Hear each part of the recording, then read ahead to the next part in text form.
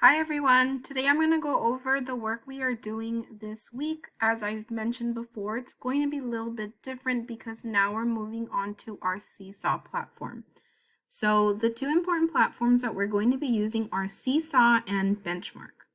So what you're going to see when you log on to Seesaw is you're going to see our activities. So I split them up and you can tell where we are by clicking on the next page. So this is day 1. The important thing to know is that on every page, I add a little caption, and these are the little quotation marks. When it's circled blue like it is here, that means that I added a caption or some directions for the students to listen to. I usually add them on every single page so that they can do this work without you. Yes, that's right, they can do it without you. I give them as much guidance as I can there. All right. So as you can see, the first thing we have to do is watch a video. You can't click on here. I just took a little screenshot. And then after that, we have to read a book. And this is just the first page of the book. I didn't include the whole thing here because of copyright issues. So you have to be able to know how to log on to Benchmark. So let me show you. I'm going to go back to my Clever page. So all your Clever badges are in your homework folder, the red one. If you do not have one, let me know and I'll help you. You go to Benchmark. When you open Benchmark, you are going to click on Assignments. That's the only one you need to worry about here, Assignments. I'm going to open it up.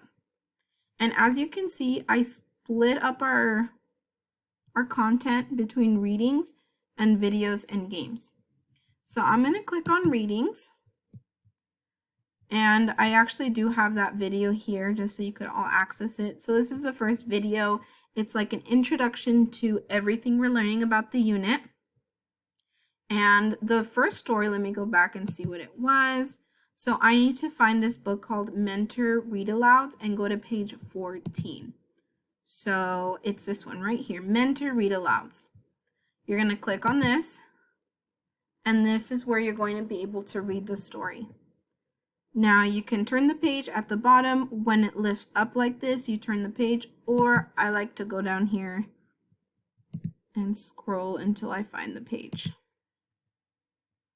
Okay, so this is a story that we're going to be reading for the beginning of this week.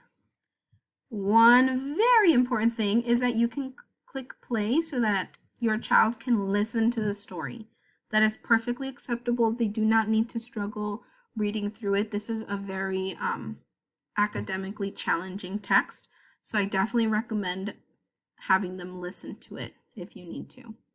When you're done reading it, I would keep this open in a tab, go back, and we have a few questions to answer. All right, I put sentence frames up here at the top. They can answer in the box.